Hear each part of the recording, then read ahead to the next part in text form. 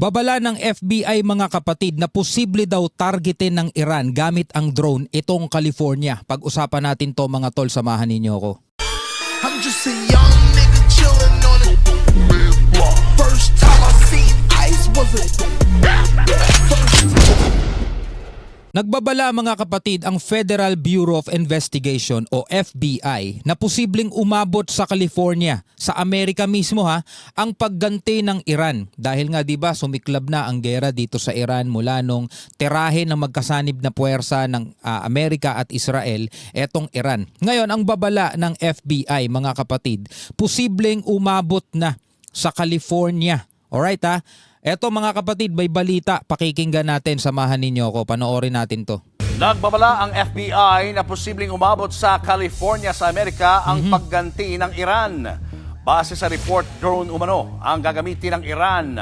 Walang partikular na lugar ang nabanggit pero sa California raw ang posibleng surprise attack na gagawin ng Iran laban sa Amerika. Okay, so baka may magsasabi sa inyo, fake news yan, hindi totoo yan. So ito'y galing na mismo sa FBI at ito'y ibinalita na dito sa News 5. Kung hindi kayo naniniwala sa News 5, well, problema nyo na yan. Tayo naman mga kapatid ay nagbibigay lang ulit ng reaksyon. So anong dapat gawin mga kapatid? Kailangan bang mangamba na dahil baka sumunod na ang Pilipinas dito? Kasi lumalawak na ng lumalawak mga kapatid ang pwedeng targetin ng Iran. Kung hindi man umabot ang kanilang missile sa mga lugar na to dahil meron lang talagang range dyan at hindi naman kayang ibiyahe ang missile nila para lumapit dito sa California, pwede daw nilang gamitin is mga drone. Kasi itong mga drone na to, pwede naman talaga tong i-assemble o gawin sa ibang lugar. Tapos yun ang gagamitin nila. Syempre ang mga kalaban o kaya yung talagang mga merong galit. 'Di ba? Kahit na sino kahit mga ordinaryong tao nga mga katol, 'di ba? Pag nagkaroon ng grudge, nagkakaroon ng mass shooting, 'di ba? Nagkakaroon ng kaguluhan, kaya maghasik ng ano.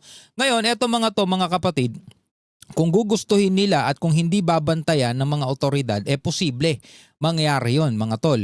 Pero ang sabi rito ng FBI ang may sabi kumbaga rito sa Pilipinas, NBI sa kanila, Federal Bureau of Investigation, posibleng umabot daw sa California at drone ang gagamitin. Walang partikular na lugar ang sinabi mga kapatid. Ibig sabihin kahit saan yan, pwedeng maging surprise attack, di ba? Napakadelikado niyan. Dahil dyan, pinaghahanda na ng California Governor ang mga residente. Ito galing mismo sa post ng Governor Newsom Press Office. Sabi rito mga kapatid, California is actively monitoring reports of potential threats tied to the Middle East conflict. Pinaghahanda na ng Governor ng California. The Governor has directed Calaos to elevate its security posture and has been coordinating with state, local and federal partners since the start of the conflict to share information around the clock. California is prepared to protect our communities. Patuloy raw ang monitoring nila sa gera sa Middle East. Isang gusali naman sa Dubai, sa UAE ang tinamaan ng drone mula sa Iran. Nako, ito.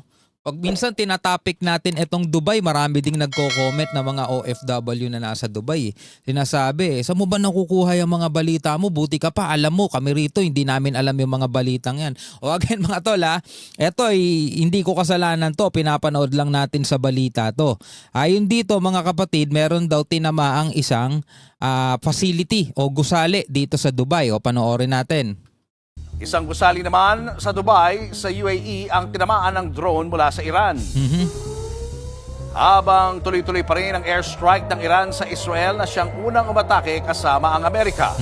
Si US President Donald Trump sinabing nanalo na ang Amerika laban sa Iran pero muling giniit na patuloy ang gagawin nilang pag-atake laban dito. Actually mga kapatid, eto nga meron ngang hamon. Eto ayon sa Al Jazeera to nabasa ko lang ayon sa Al Jazeera. Merong hamon daw ang Iranian officials. Kung totoo daw ang sinasabi ni US President Donald Trump na naubos na ng Amerika lahat ng naval forces ng Iran, bakit daw nananatiling sarado ang Strait of Hormuz? Well, nabasa ko lang yan. Pero ayon sa ibang report, mga kapatid, ay sinabi na ata o inanunsyo na ng Iran na bukas na ang Strait of Hormuz at maaari nang dumaan dyan ang kahit na anong barko maliban lang sa mga barko ng Amerika at Israel. Well, siguro sa susunod, itatapik natin yan mga kapatid. No? Pag-usapan muna natin yung tungkol dito. Mga kapatid, Okay, tapos na pala yun mga kapatid. So yun na nga, no? So eto, umabot na nga daw sa California at yan ay ayon mismo sa FBI. Hindi tayo mga tol gumagawa ng balita, hindi tayo nag-iimbento ng balita. Yung mga pinag-uusapan natin dito at yung mga binibigyan ko ng reaksyon at komentaryo ay mula sa mga legit news, mula sa mga balita talaga. Okay, binibigyan lang natin to ng reaksyon. Nagbabala na ang governor ng California na maghanda dahil may posibilidad daw. Posibilidad lang naman pwedeng matuloy, pwedeng hindi, pero mas mabuti na siguro yung nag-iingat sila doon mga tol. Anyway, no, hintayin nyo na lang yung mga susunod nating video para sa mga update nitong balitang to.